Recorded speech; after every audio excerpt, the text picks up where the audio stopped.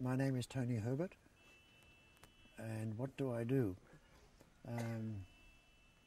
a lot of village work amongst communities of people here in this part of India. People who tend to be at the bottom strata. That's caste system and also economic class system. And the other one, of course, is gender. There are the differences in that also.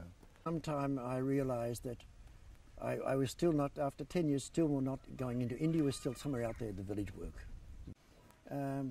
So then I started spending extended time in the villages with them and just learning the whole scenario, immersing myself into it and just seeing what happened.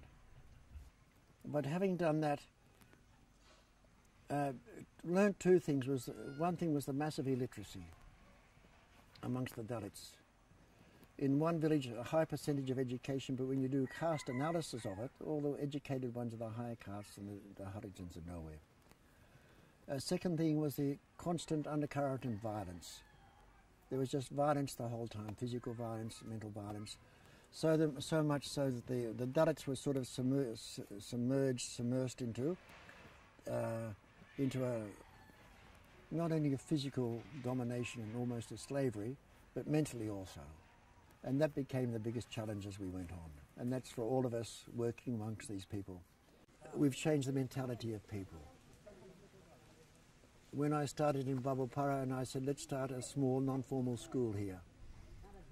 And they said, we don't go to school. Those people, high caste people, they go to school. You start a school for them. We don't go to school. So that was a challenge also. Now from that one village we've got over 100 boys and girls have gone to tertiary education. What we did, in village after village, we had caste struggles, like this village here, Ambajit here, and Babupara, Gondapura, Tilwa. In all these villages we had struggles with high caste. And they were very hard to handle. Sometimes they were high profile. I'd be in the police station or be going to the administration in Hazaribag.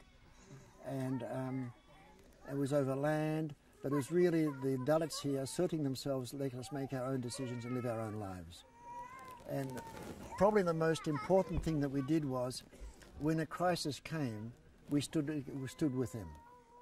Sometimes they're in the wrong. They would be drunk, and they'd go and say something like this, and they'd get beaten up by the others. But even if they're in the wrong, we used to stand by them, and that more than anything else.